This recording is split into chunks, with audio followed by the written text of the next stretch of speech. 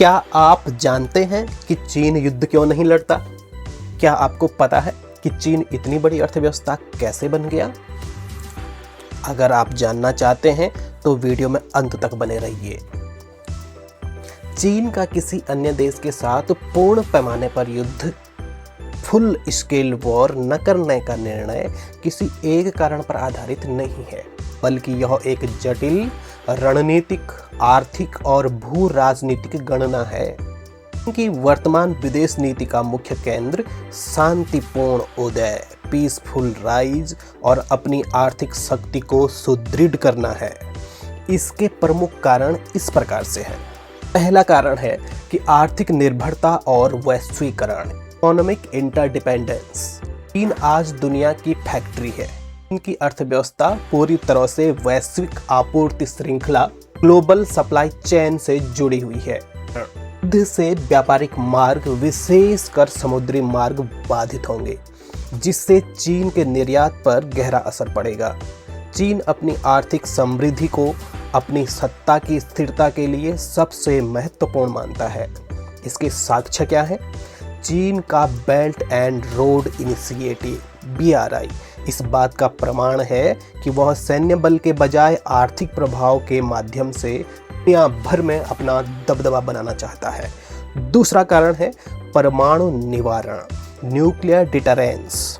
चीन एक परमाणु संपन्न देश है और उसके संभावित प्रतिद्वंदी जैसे अमेरिका, रूस या भारत भी परमाणु हथियार रखते हैं। इसका कारण क्या है? परमाणु हथियारों की उपस्थिति म्यूचुअली एश्योर्ड डिस्ट्रक्शन की स्थिति पैदा करती है। कोई भी बड़ा देश युद्ध में नहीं पड़ना चाहता, क्योंकि इसमें हार जीत के बजाय दोनों पक्षों के पूर्ण विनाश का खतरा होता है। और तीसरा कारण है सॉफ्ट पावर और कूटनीति पर जोर। इन युद्ध के बजाय सॉफ्ट पावर, आर्थिक सहायता, बुनियादी ढांचा विकास, सांस्कृतिक कूटनीति का उपयोग करना पसंद करता है। कारण है कि युद्ध छवि को नुकसान पहुंचाता है और वैश्विक मंच पर देश को अलग थलग आइसोलेट कर सकता है। इनका लक्ष्य वैश्विक व्यवस्था में एक जिम्मेदार नेता के रूप में अपनी छवि बनाना है, ताकि वह धीरे धीरे अमेरिका के प्रभाव को कम कर सके। इसके साक्ष्य क्या हैं? हाल ही में चीन ने ईरान और सऊदी अरब के बीच मध्यस्थता करवाकर अपनी कूटनीतिक पहुंच का प्रदर्शन किया, न कि सैन्य शक्ति का। और चौथा कारण है सैन्य रणनीति, ग्रे जोन युद्ध। यह कहना गलत होगा कि चीन का टकराव नहीं होता। चीन सीधे पूर्ण युद्ध से बचता है, लेकिन ग्रे जोन रणनीति का उपयोग करता है। इसका कारण है कि बिना युद्ध किए अपने लक्ष्यों को हासिल करना। इसमें साइबर हमले, समुद्री मिलिशिया का उपयोग करना, सीमाओं पर छोटे स्तर का तनाव और आर्थिक दबाव शामिल है। इसके साक्ष्य क्या है? दक्षिण चीन सागर, साउथ चाइना सी में कृत्रिम द्वीप बनाना और वहां सैन्य उपस्थिति बढ़ाना, बिना किसी घोषित युद्ध के अपनी संप्रभुता का विस्तार करने का उदाहरण है। पांचवा कारण है घरेलू स्थिरता की प्राथमिकता। चीन की कम्युनिस्ट पार्टी प्राथमिकता घरेलू शासन और आंतरिक सुरक्षा है। कारण है कि युद्ध एक महंगा सौदा है। तुम्हें पराजय या भारी नुकसान पार्टी की घरेलू वैधता को चुनौती दे सकती है। उनका मानना है कि समय उसके पक्ष में है। इतनी अधिक चीन की आर्थिक और तकनीकी शक्ति बढ़ेगी, उसे अपनी बात मनवाने के लिए उतने ही कम सैन्य बल की आवश्यकता होगी।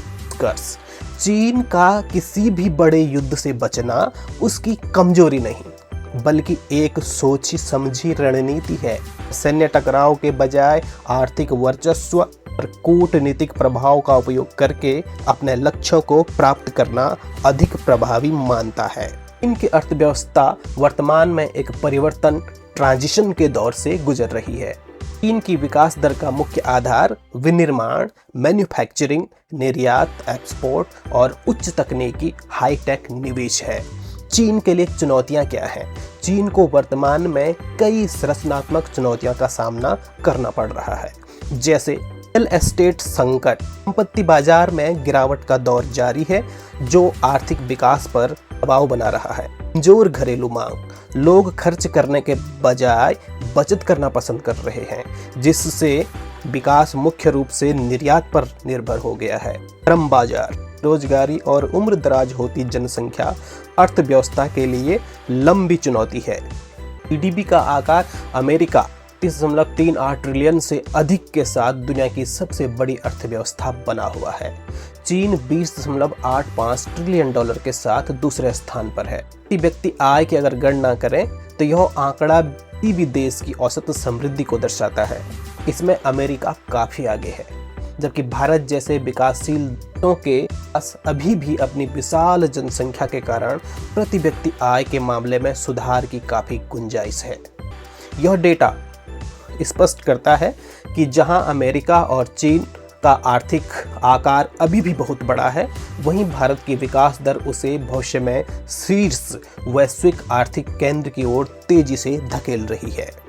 अब आते हैं अपने दूसरे प्रश्न पर, जहां हम ये जानेंगे क्या आपको पता है कि चीन इतनी बड़ी अर्थव्यवस्था कैसे बन गया।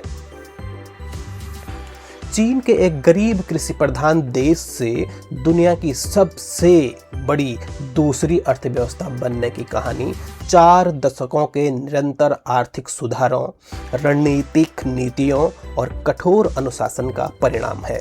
इस परिवर्तन के मुख्य कारणों को हम इन बिंदुओं के आधार पर समझ सकते हैं। पहला कारण 1978 के ओपन डोर सुधार, रिफॉर्म एंड ओपनिंग अप। 1978 में डेंग सियाओपिंग के नेतृत्व में चीन ने अपनी बंद अर्थव्यवस्था को खोलना शुरू किया।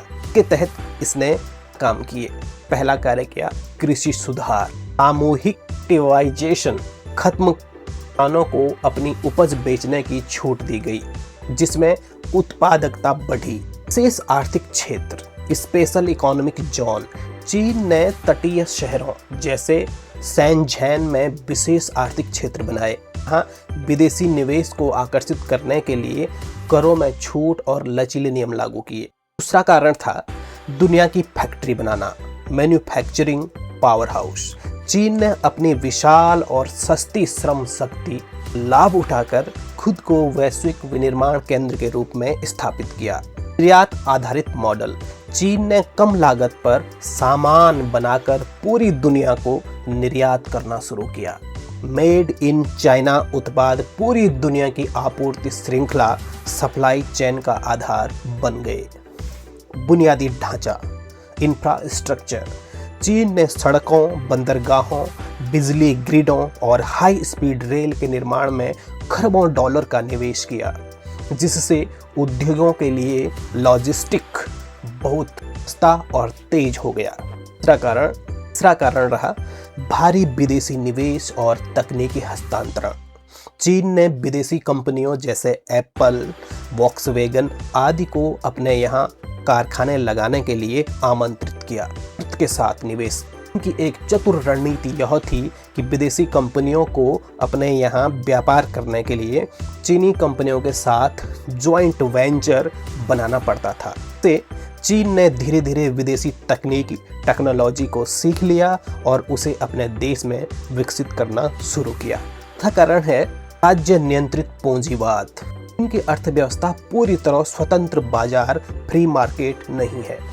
सरकारी कंपनियों का वर्चस्व, इन सरकार ने बैंकिंग, ऊर्जा, दूरसंचार और परिवहन जैसे महत्वपूर्ण क्षेत्रों पर अपना नियंत्रण रखा। इससे सरकार ने सीधे तौर पर यह तय किया कि देश का पैसा किन रणनीतिक उद्योगों में लगाया जाए। दीर्घकालिक योजना, चीन की सरकार 5 वर्षीय योजनाओं के माध्यम से भविष्य की प्रौद्योगिकियों जैसे AI, 5G या EV बैटरी के लिए दशकों पहले से निवेश करना शुरू कर देती है। पांचवा कारण है शिक्षा और मानव पूंजी। इनने साक्षरता और तकनीकी शिक्षा पर भारी जोर दिया। आज चीन हर साल लाखों की संख्या में इंजीनियर और वैज्ञानिक तैयार कर रहा है। इसकी अर्थव्यवस्था को सस्ते विनिर्माण से उच्च तकनीकी विनिर्माण की ओर ले जा रहे हैं। निष्कर्ष, चीन की सफलता का रहस्य आर्थिक उदारीकरण और राजनीतिक केंद्रीकरण का मिश्रण है। ने बाजार के ताकतों का उपयोग तो किया, लेकिन लगाम अपने हाथों में रखी। हालांकि आज चीन की अर्थव्यवस्था को कर्ज के बोझ, रियल एस्टेट संकट और उम्रदराज होती आबादी जैसी गंभीर चुनौतियों का सामना करना पड़ रहा है, जिससे उसका विकास मॉडल अब एक बड़े बदलाव से गुजर रहा है। तो दोस्तों, क्या भारत आने वाले सालों में चीन की इस बढ़त को पूरी तरह खत्म कर पाएगा? हमें कमेंट्स में ज़रूर बताएं। वीडियो पसंद आया हो तो लाइक और शेयर करना न भूलें। नमस्कार।